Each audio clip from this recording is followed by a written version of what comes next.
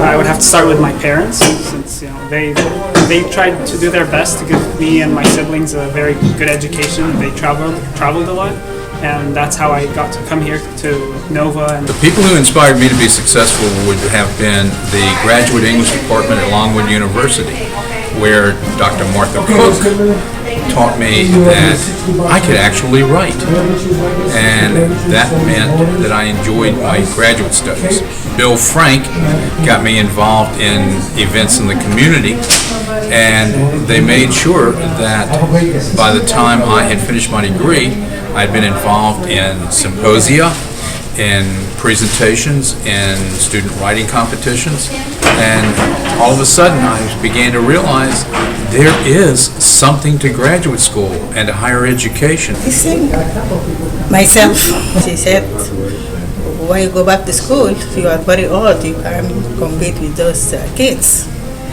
And fortunately, still trying to push me to not to continue my study, but I did, and I started with the ESL, finish all the classes, I get the A's. When I think about who inspired me to be successful, the number one person who comes up is my dear friend and colleague who worked in the language department for maybe almost 40 years, Dr. Margarita Esparza Haj. She and I were great colleagues, but she always challenged me to be the best teacher I could be by really thinking about the student success of every learner. And in that regard, I took that to heart, and I always saw the love with which she handled every situation, whether it be to do with Spanish or to be doing with the personal lives even of the students that she mentored and helped so much. I'll say my father.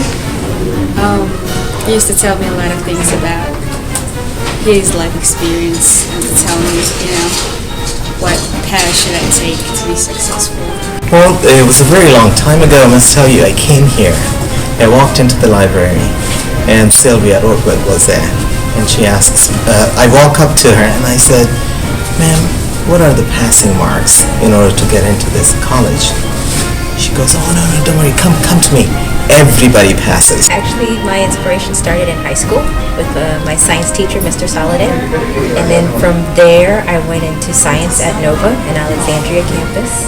And I actually had a teacher there, a chemistry teacher, who inspired me to continue on and to go to higher heights. The famous person I would have to say is this young lady named Tiffany Jones. And one day we were just sitting down and she was just looking at me and just staring at me.